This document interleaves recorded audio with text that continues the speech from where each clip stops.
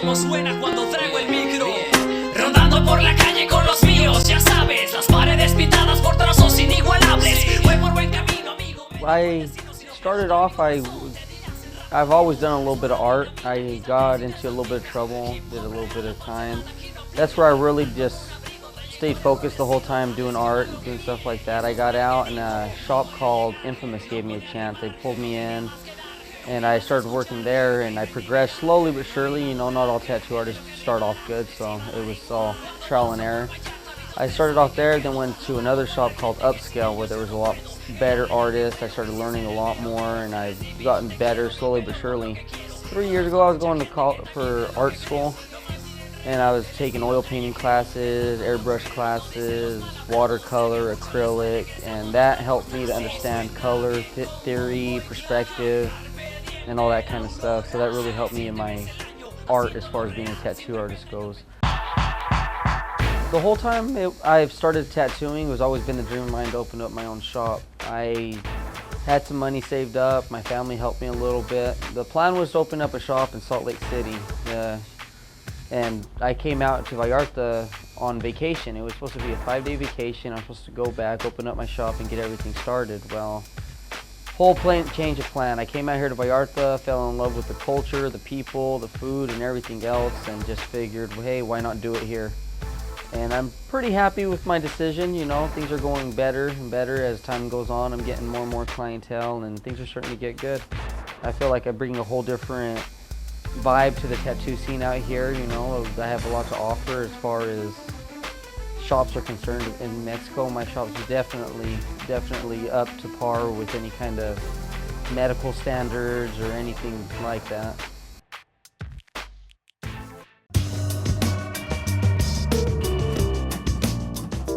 As far as medical standards, it's just a lot of stuff that I've learned that the only way I could have learned is learning by other experienced artists. Cross-contamination is basically where you touch an object that's contaminated and cross that over to another object. That's how MRSA, any kind of infection, HEP, or anything like that could be spread. When you're talking about a clean, sterile environment, you usually have everything covered. Every time you touch something, whether it be a phone, another object, you take off your gloves and you start afresh because that's contaminated. This shop, we practice that to the utmost as we can. We have the top of the line autoclave. We use everything top of the line. When it comes to us being sanitary and to the safety of our customers, it's the most important thing I feel in the job. Normally when we're done tattooing, we grab these tubes. They're all stainless steel. We put them in this liquid called instrument cleaner. It's what most doctors use for cleaning. It's medical grade. It kills any kind of bacteria or infection or anything like that that might come from tattooing. After we're done, we usually take these out. We transfer them over here in the same liquid. We put them in the ultrasonic cleaner. What an ultrasonic cleaner does is it vibrates at a real hyper speed. It kind of takes any kind of blood or anything that's dried up in there, inks, pigments, or whatever, and it gets rid of that. After we have it in there, we bring them out, let them dry, and we repeat this process. We wash it with the same kind of soap. We come in here, get any kind of stuff that the ultrasonic cleaner didn't get out, clean it in there, get really good, nice and good through the whole tube until everything's just nice and clean. After that, we bring them over here. We use these sterilization packages that are also medical grade, that are used in most medical hospitals, dentals, or any kind of instruments that are used in any kind of procedures like that. It comes with a blue and pink stripe. Once these turn brown to a different color, it means that it's been cooked to 130 degrees Celsius, what kills any kind of bacteria. We put the tube in there, take off the sticker, make sure it's nice and closed. That way when we're going to use it, it comes in its own package. It's not contaminated by being touched by anything, so it's nice and contained in there. We use these autoclaves. These autoclaves take about 15 minutes to get to 130 degrees Celsius. We put them in there. The way these work is you put water in the bottom tray. We used all distilled water, medical grade. And what that does is the vapors come out and it pressurizes it. Once it gets to 130 degrees Celsius, it's enough to kill AIDS, any kind of infection that the mind can dream of. And we hold it there for about 30 minutes.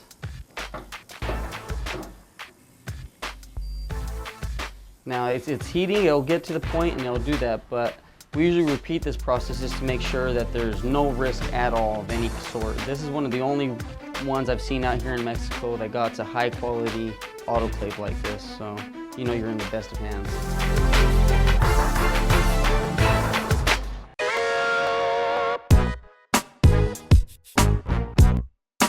There's a lot of stuff in town that I'm trying to get my shop's name out, and really I'm trying to go towards more of a thing that's giving back to the community, that gives a positive outview of my shop and what we stand for. Me, myself, I've come through a lot of struggles in life. I had a bad past, and it means a lot to me to try to help people like that. So killing two birds with one stone just makes me feel great about the whole thing.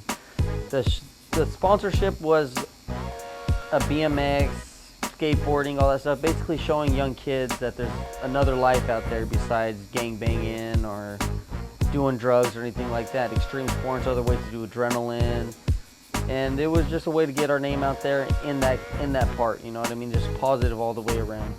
The main focus of the event was say no to drugs. There's Vallarta and a lot of, well, everybody's culture has youth problems with them doing drugs, getting caught up in the wrong crowds, and other positive, fun stuff out there that they can do other than risking their lives, doing other stuff like that. So if they can put all that negative focus in and just really change their life, maybe put into an extreme sport, tattooing, or whatever it may be, to really further their education as far as things that can be positively done and have fun at doing it at the same time.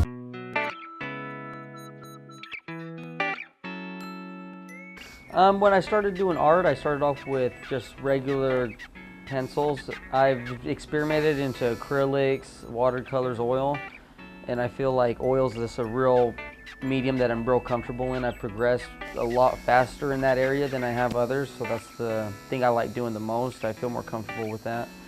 Oils also come out the best for me. I do other art and it comes out good, but I feel oil's definitely my strong point. Usually whenever I'm looking for something to paint, I'm not usually looking. I'll just be looking through books on art, or I'll see something, or something will come into my mind and it will just inspire me to do whatever it is that I do at the time. It's usually in bursts. I would like to say that it's non-stop, but usually in bursts when I come up with my best work. It's usually unexpected. Originally I usually do a tattoo kind of fill oil paint. I usually do stuff more alternative based for younger people that people like that tend to like. Now that I'm here in Vallarta, there's a lot of art galleries, so I'm really starting to push towards a more classical type of painting to where I can attach everybody's eye. The painting behind me is Day of the Dead skull. I've seen a lot of the traditional Day of the Dead skulls, and this one I just came up with by myself. Got a little bit of reference, but did my own thing to it. I try to go with kind of like a psychedelic, happy feel to it. As you can see, the skull's got a big smile on him. He's happy, he's getting drunk, you know, and it's just something. I did a couple sketches, but then I refined it and made it more appropriate for everybody's eye.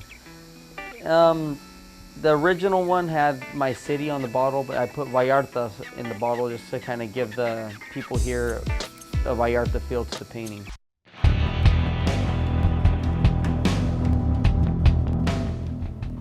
Well, this right here is a client I've had that's been coming, helping out with my shop for since I've opened it, really. This is my fourth session on this piece. I've got about 15 hours, and I say I got about another 4 hours to go.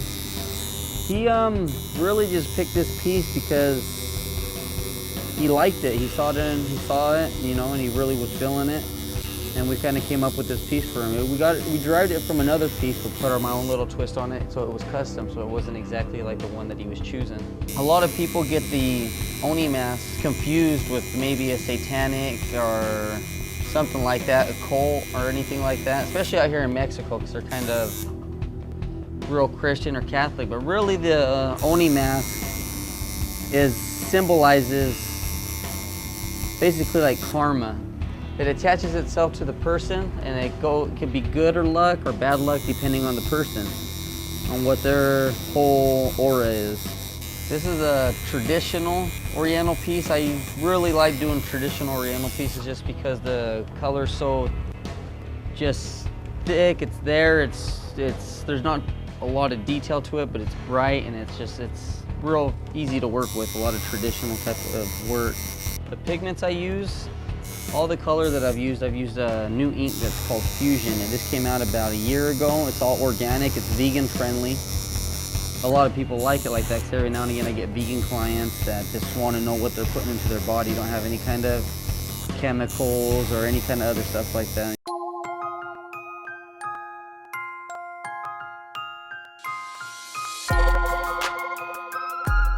Well, I actually met Kiki on the bus here in Vallarta. It was a funny thing. I was promoting for another tattoo studio out here, and I was actually trying to pull Kiki in there, and he told me to come out here, and well, ever since then, since day one, I've been helping him out every way I can.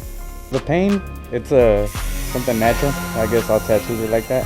The worst part is the actual wipe down, but I mean, other than that, it feels good. Well, this is the cleanest town in Vallarta, I think, personally, and I think everybody else thinks the same thing. But yeah, it's really good. Everything is excellent here. What would you say you're thinking about getting a tattoo? Just get something that you'll never regret. Come with Kiki.